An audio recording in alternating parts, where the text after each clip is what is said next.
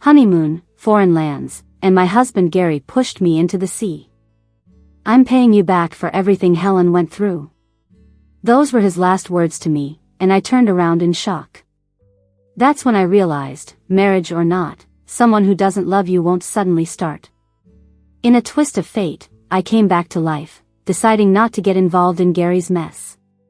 But suddenly, he's the one chasing me.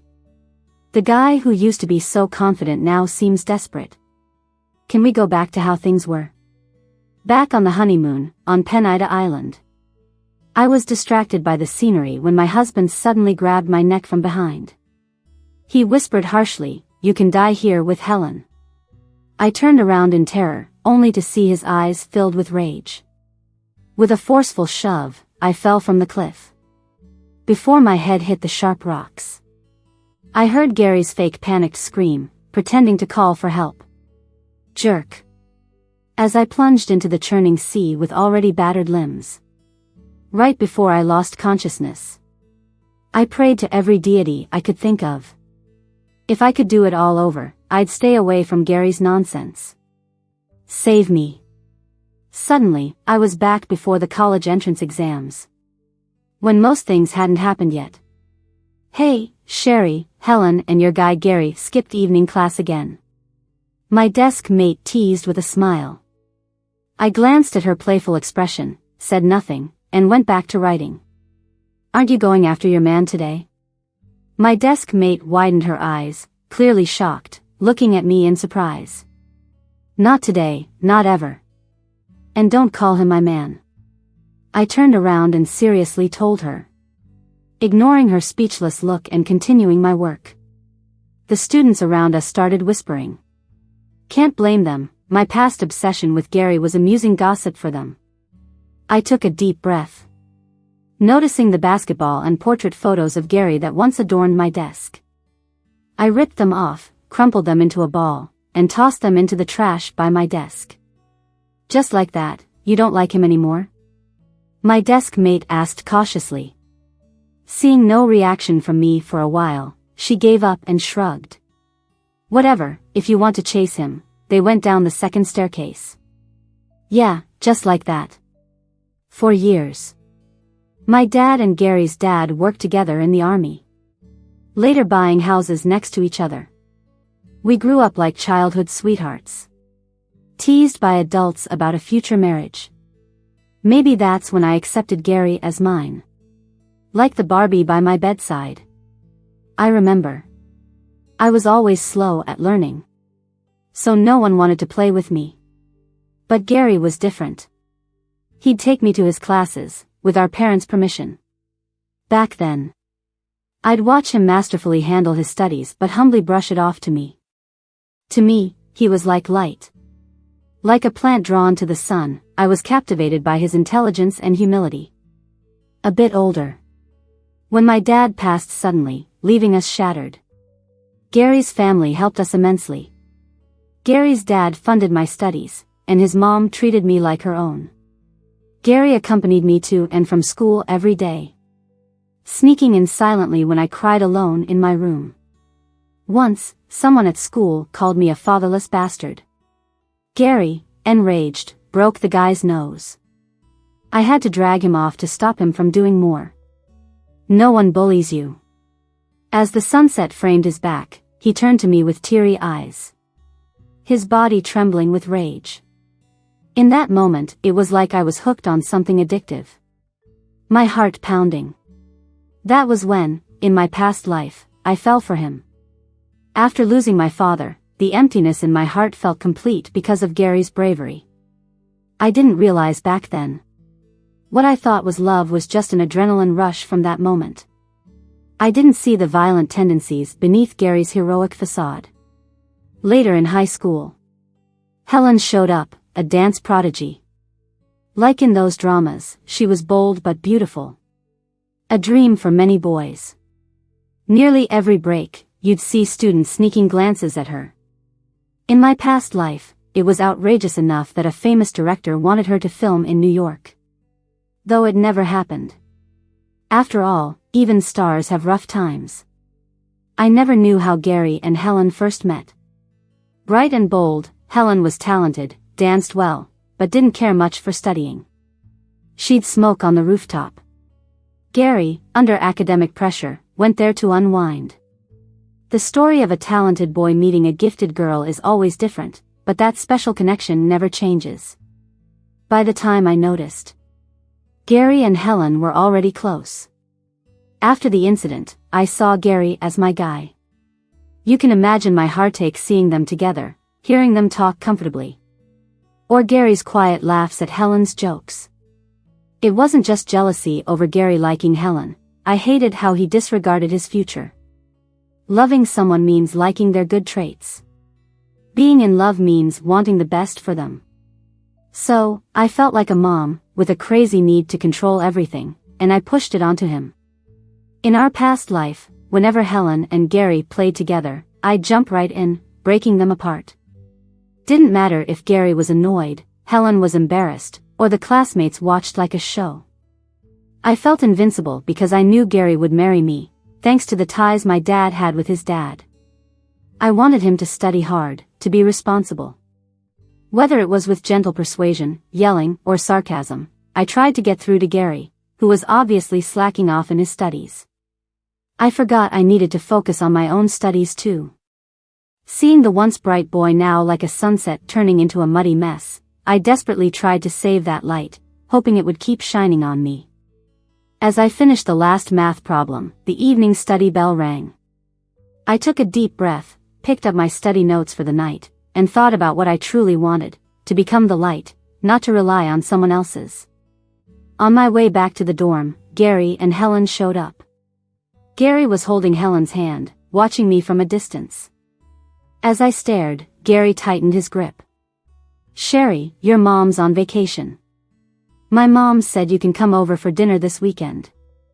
I nodded, "No, thanks," and kept walking. Gary caught up with me, "Don't tell my mom about Helen. I really did study this week." I turned to him, biting his words out with force. In our past life, I'd threatened to tell his mom about Helen if he didn't study. Gary knew how important I was in his parents' eyes, so he felt he had to get good grades. He planned to fake it till he made it, hoping to be financially independent so he could marry Helen later. "I don't care about you guys anymore. Study how you want, take exams however you like," I tried to walk away. "You really don't care? Then wish us happiness." I turned to see Gary with some doubt in his eyes, but he couldn't hide his excitement. Behind him, Helen stood with her arms crossed, not looking our way. "I wish you guys happiness," I said. "We will." Gary couldn't stop smiling, happy to finally shake off this third wheel. He rushed forward, pulling Helen into a hug as she let out a playful shriek. I just smiled a little and kept walking. We all needed to move forward. Before I knew it, the college entrance exams were over. I barely slept, studying tirelessly.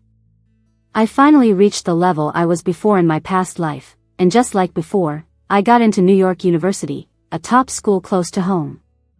Mom was thrilled, proud of what I achieved. Seeing tears in her eyes made me realize I made her proud, too. Gary and Helen ended up at the same school. Gary's family didn't pressure him much with education. They'd be disappointed if he did poorly, but wouldn't give up on him. Gary's parents invited my mom and me to dinner. As Mom went in first, Gary stood outside. When he saw me, he grinned, "Look at our smarty pants. NYU, that's quite something." I shot a sideways glance, smirked a bit, but didn't respond. Good, we won't be at the same school, I thought. When I stayed silent, Gary got impatient and mocked, "Life has more options than just entrance exams. Why work so hard? You were pretty dumb before. It's impressive you even got in now." I cut him off. "You can't even mention Helen's name to your mom, and now you're trying to show off to me?" I sneered, "I am better. At least I take control of my life." "You!"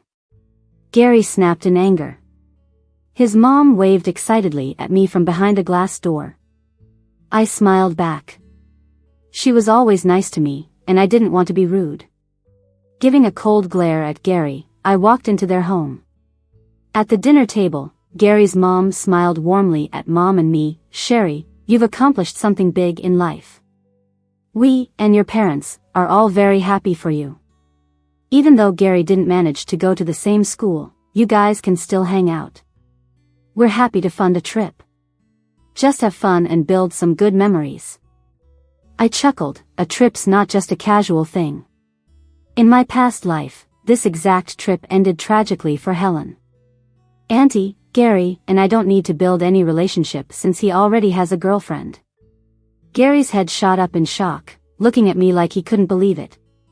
"If he's going on a trip, it should be with her." In my past life, this trip was how Helen ended up tragically lost. After our past life college entrance exams, Gary's parents planned a trip just like now. But Gary secretly paid to bring Helen along without anyone knowing. When I saw Helen at the airport, I was beyond frustrated and had a big fight with Gary in public. Just as I was about to make a scene, the boarding call sounded. Back then, I thought it was a small issue since he could only marry me in the end. So I begrudgingly went along as they held hands. In Bali, while surfing with Gary, Helen insisted on joining us. I mocked her. "We've been doing this for years. This isn't beginner-friendly. Take it easy." Gary comforted Helen. "Don't listen to her. She learned even though she was pretty dumb. You're smart, you'll get the hang of it." I rolled my eyes. Helen practiced for a while and finally managed to stand.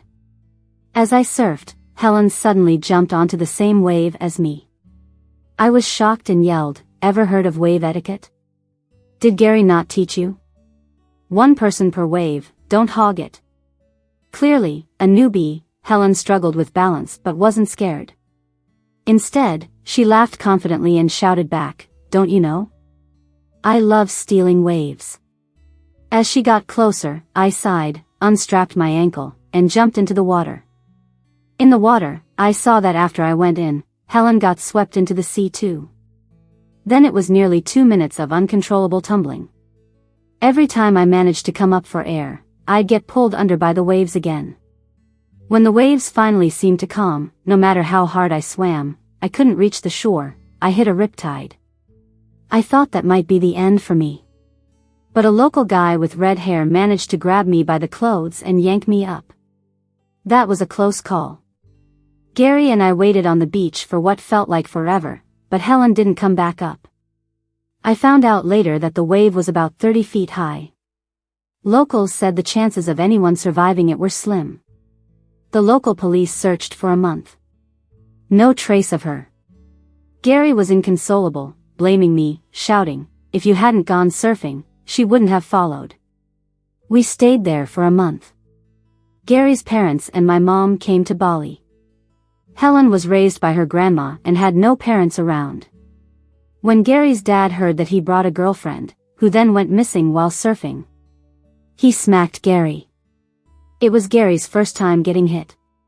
When my mom saw that Gary had brought a girl vacationing with me and all that had happened, she hugged my head and cried. Seeing my mom so upset, Gary's mom firmly assured me, "Gary can only marry you." Gary couldn't believe the girl he loved was gone just like that. He was down in the dumps throughout college.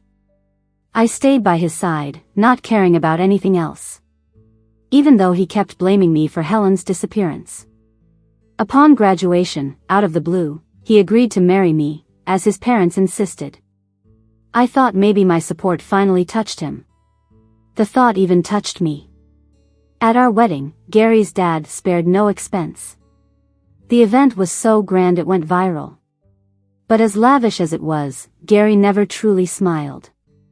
On our honeymoon, Gary shot down my suggestion to go to the Maldives, insisting that he wanted to visit Penida.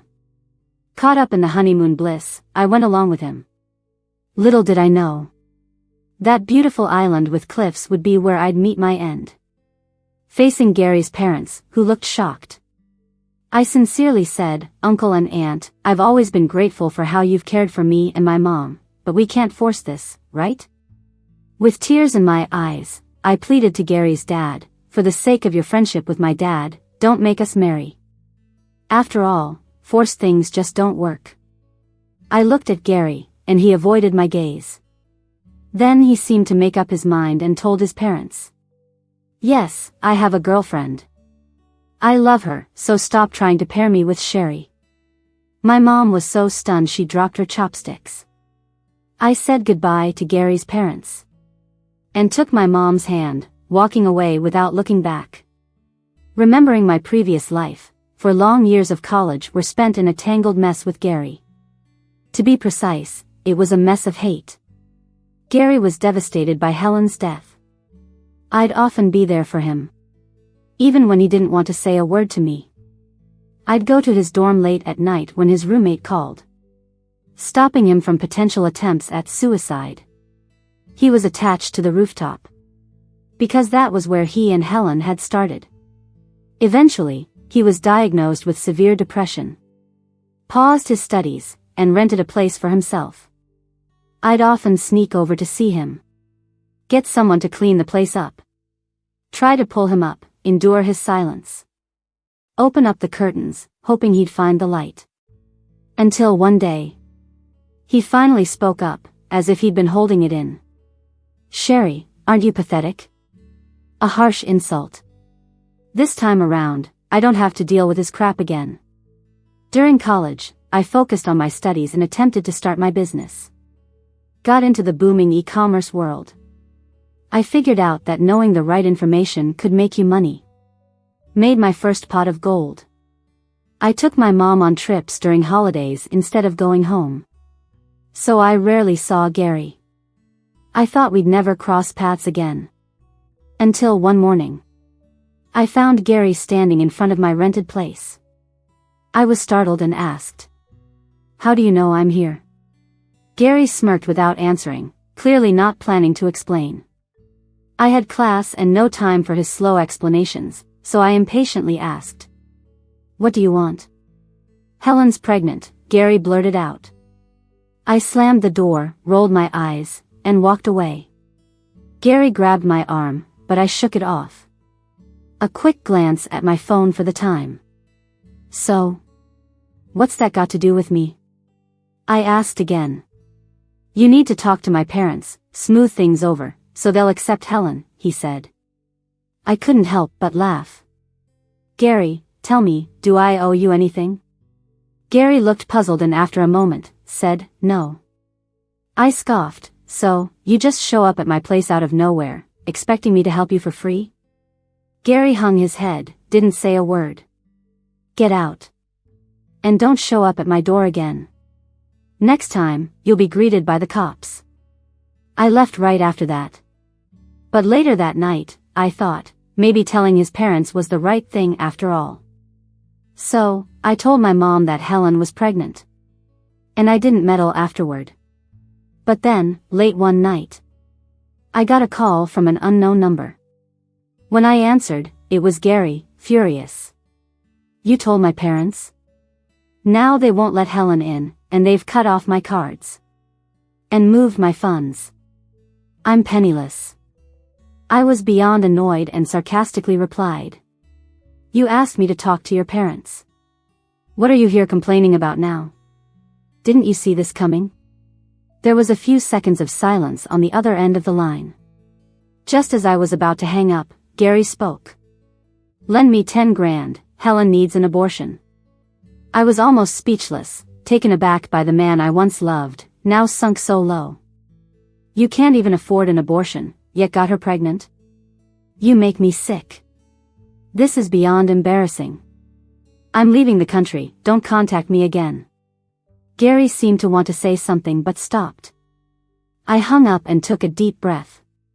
After that, I devoted myself to a long, brilliant, and unforgettable period of study. The next time I saw Gary was at a class reunion 3 years after returning from studying abroad. "Hey, did you hear? Your ex-boyfriend broke up," my former classmate casually mentioned as we leaned against the bar. A lot had changed, but her teasing sense of humor remained the same. I smirked, choosing not to respond. To me, Gary asking for money to fund his girlfriend's abortion was equivalent to a criminal record. I hadn't noticed him around the drinks or buffet table, so I asked, "He didn't show up?" My friend chuckled. No idea, maybe he knew you'd be here? He didn't miss a reunion for the last few years. I used to think Helen scored when she got with Gary, but now it seemed he ended up hurting her. They stayed together, Helen got pregnant, Gary's parents found out, and they cut off his finances. They had no choice but to abort the baby. Did you know that? I nodded, and she continued. Helen always had rich admirers around her, which makes sense given how pretty she is. But she just stuck with Gary. They were messy, on and off, but never really apart. Though Gary had some money, he didn't have much to offer her. All she got was a house and a small monthly allowance. Guess what happened next? She leaned in eagerly.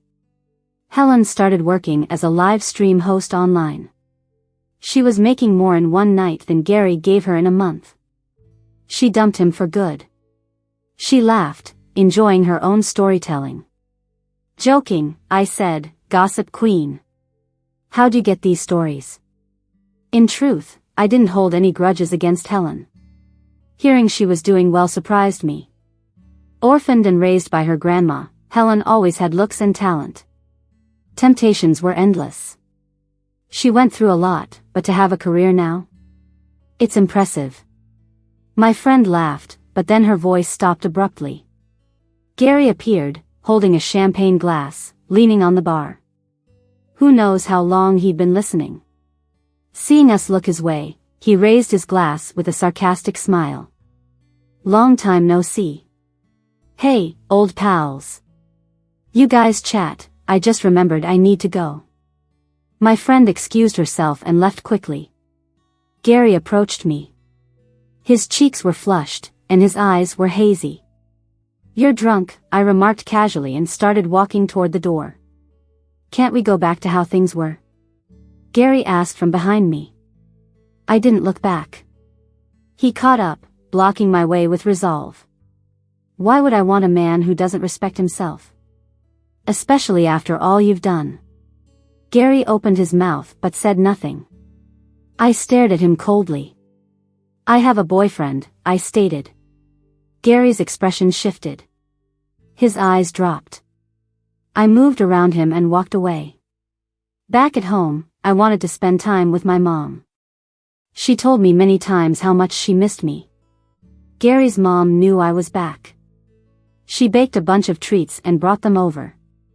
Seeing me, she was genuinely thrilled and gave me a big hug. Sherry, you're back. She exclaimed. I was happy too, feeling like she still treated me like a kid. After we ate and drank, I walked her home next door. Outside her door, a bit tipsy, she gently took my hand. Sherry, I've come to understand, back in high school, you put up with a lot. But now Gary has changed. Can you remember the good times you two shared? Would you consider giving him another chance?